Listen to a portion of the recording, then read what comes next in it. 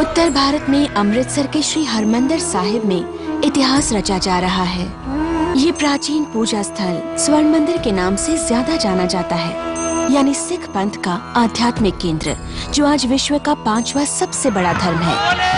आज यहाँ फिर उन प्राचीन प्रथाओं पर अमल होगा जो 600 वर्षों से इतने बड़े क्षेत्र में आध्यात्मिक ज्ञान पहुँचाती आई हैं, जितनी की आधुनिक टेक्नोलॉजी भी शायद ही पहुँचा सकी होगी।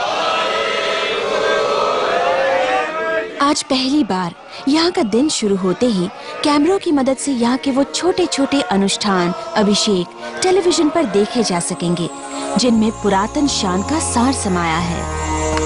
और उन रहस्यों से भी पर्दा उठेगा जिनके कारण आज 21वीं सदी में भी ये पूजा स्थल अनमोल है।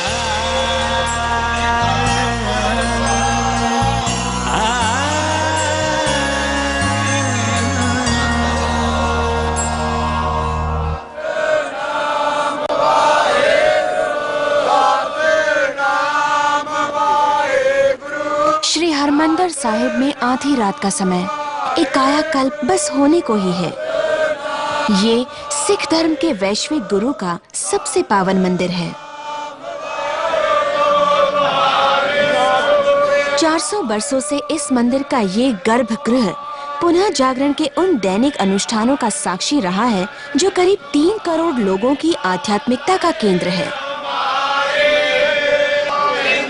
फिर भी बहुत ही कम लोग होंगे जिन्होंने ये पूरा अनुष्ठान देखा होगा।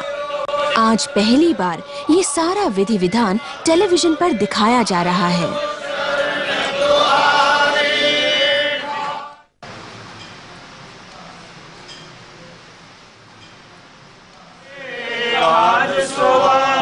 सूखी सेवा यानी सूखी सफाई होने के बाद विशेष सिखों का एक जत्था अंदर आने लगता है। सिर्फ दीक्षा प्राप्त यानी अमृतधारी सिख ही इस गर्भगृह तक आ सकते हैं। यही पूरी करते हैं स्नान सेवा। ये इस गर्भगृह को इंच दर इंच दूध और पानी से धोकर शुद्ध करते हैं।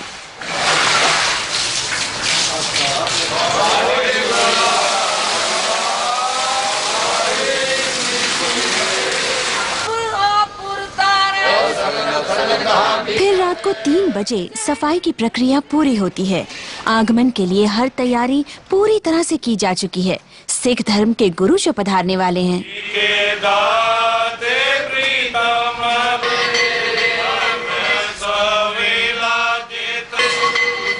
गुरु के वजीर यानी ग्रंथी मान सिंह पास ही में स्थित अकाल तख्त में बने गुरु के औपचारिक कक्ष की ओर जा रहे हैं, अपने गुरु को नींद से उठाने।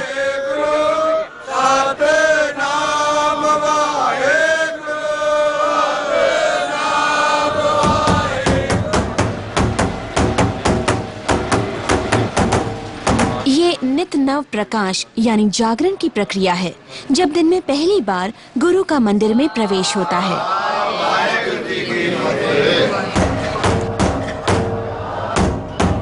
पर ये गुरु आम आध्यात्मिक गुरुओं से एकदम अलग हैं।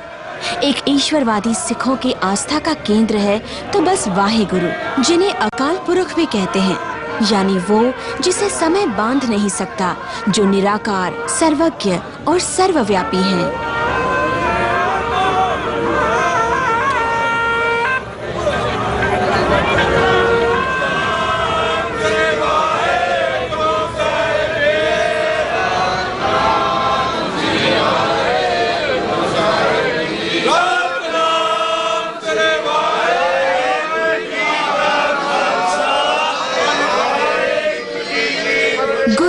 धरती पर परमात्मा का संदेश, यही वो आस्था है जो सन 1499 में सिख धर्म की स्थापना से ही पीढ़ी दर पीढ़ी फलती फूलती आई है, जब गुरु नानक देव ने इतिहास के उन महान धार्मिक विचारों पर अपने ज्ञान को बांटना शुरू किया जिन पर सिख धर्म की बुनियाद पड़ी।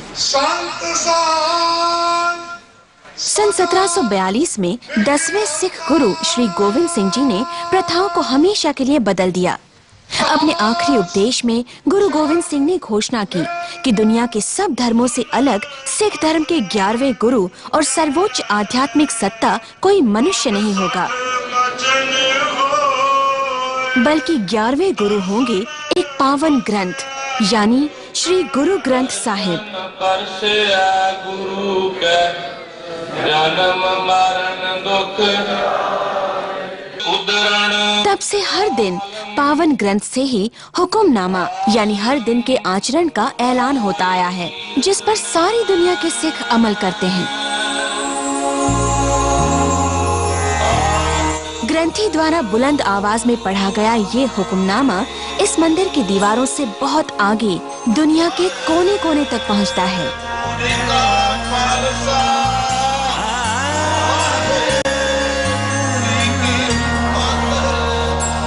हम समझते हैं कि वो गुरु की आवाज है कि आज का हुक्म क्या है, लेकिन वो ऑर्डर ऑफ डे केवल डे नहीं है, ऑर्डर ऑफ लाइफ है। हम इस समय पंजाब में हैं, जो भारतीय उपमहाद्वीप में खेत खलियानों की धरती और सिख धर्म की जन्मस्थली है। 600 बरस पहले यहाँ के समुदाय अत्याचारी जाति प्रथा और धार्मिक कर्म कांडों में उलझे हुए थे।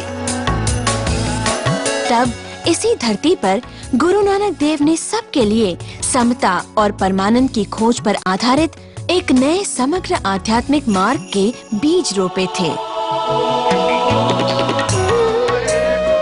एक सदी में ही गुरु नानक के अनुयायी इस कदर बढ़े कि उन्होंने अमृतसर में एक भव्य परिसर खड़ा कर लिया और सिक्खी यानी सिख पंथ के एक ताकतवर धर्म बनने की राहें खुलती चली गईं।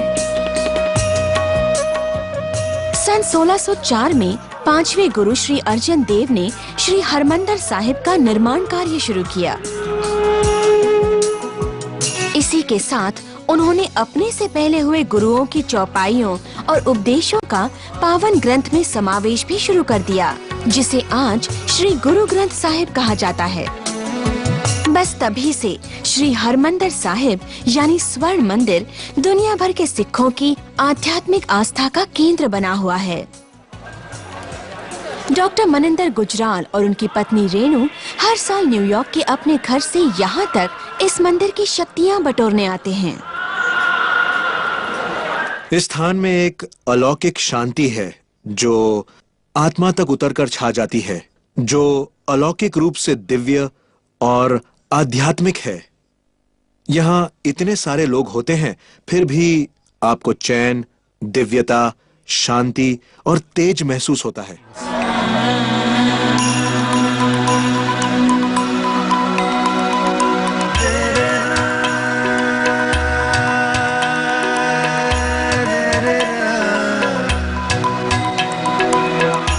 स्वर्ण मंदिर के अंदर हर काम और हर कोई पावन ग्रंथ यानी गुरु ग्रंथ साहब से संचालित होता है, जिसके शब्द सारे दिन ग्रंथियों की आवाज के जरिए पूरे परिसर में गूंजा करते हैं। ग्रंथी शब्द का अर्थ है पढ़ने वाला या पढ़कर सुनाने वाला, यानी वो माध्यम जिससे गुरु के शब्द यहाँ आए पावन भक्तों या संगत तक पहुँचते हैं। जैसे हम इसको बोलते हैं कि हम गुरु के वजीर हैं, जिसको इंग्लिश में हम बोल देते हैं कि गुरु जी किंग हैं, तो हम जो ग्रंथी सिंह है मिनिस्टर हैं। दुनिया भर तक सिख धर्म को पहुंचाने में ग्रंथी की अहम भूमिका है।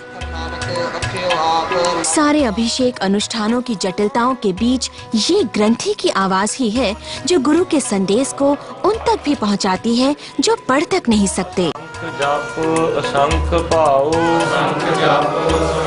सिख धर्म के अनुसार इंसान के लिए प्रमुख ग्रंथी ही सबसे ऊंचा आध्यात्मिक पद है। जो हमारा गुरु है वो शब्द है, गुरु जो है ज्ञान है। शरीर गुरु नहीं हो सकता है, शरीर वक्ती तौर पे आता है और बिनस जाता है।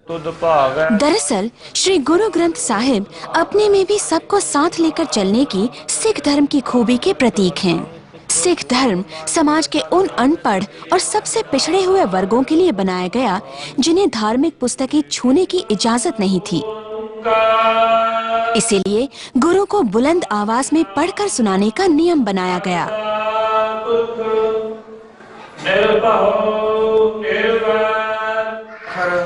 यहाँ तक कि पहले 10 सिख गुरुओं के ज्ञान भंडार श्री गुरु ग्रंथ साहिब में हिंदू और मुसलमान धर्म विचारकों सहित 37 लेखकों और कवियों के विचार समाहित हैं।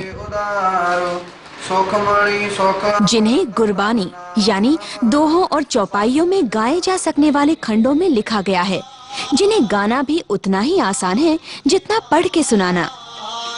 ये तरीका अपनाकर गुरु के शब्द हमेशा हर किसी की पहुंच में बना दिए गए।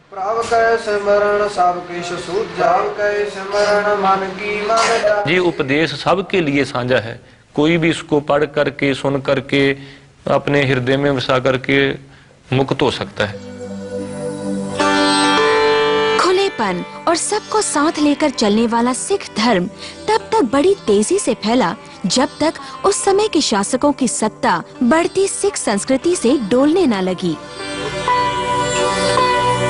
17वीं शताब्दी आसपास के मुगल और अफगान शासकों के हाथों शांतिप्रिय सिख समुदाय के उत्पीड़न की गवाह बनी।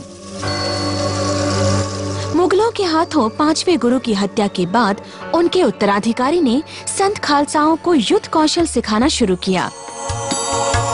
पूरी 1 सदी के संघर्ष ने श्री हरमंदिर साहिब को आध्यात्मिक आस्था के एक केंद्र से सेना और राजनीति का एक नया केंद्र भी बना दिया।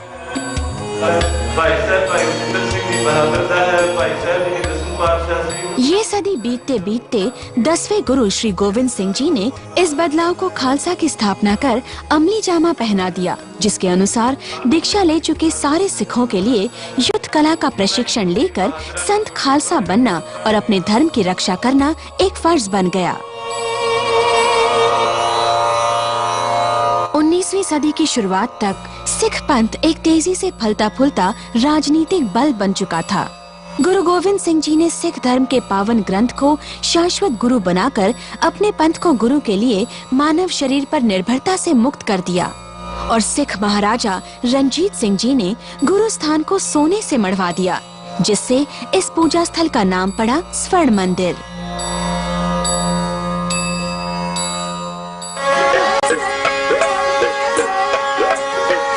आज मानव रूप में हुए सिखों के आखिरी गुरु के जन्मदिन का उत्सव है। सिर्फ आज के दिन शाश्वत गुरु इस मंदिर से बाहर निकलकर सड़कों पर पूजा अर्चना यानी नगर कीर्तन की अगुवाई करते हैं। ये उत्सव अपने अनुयायियों से गुरु के सीधे संबंध को फिर से मजबूत करता है। सिख संस्कृति में आज का दिन खुशियां मनाने का दिन है। सवारी साहब का इंतजार है, सबको इंतजार है। जब तक नहीं आएंगी, दर्शन नहीं होंगे, हम नहीं जाएंगे यहाँ से।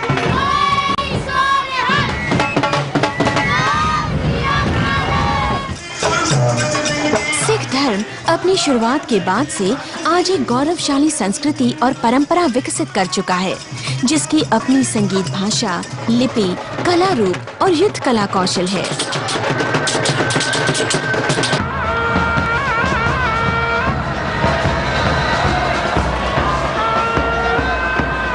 लेकिन इस पंथ के अनोखे रूप ने कई और विरोधाभासों के रास्ते खोल दिए हैं।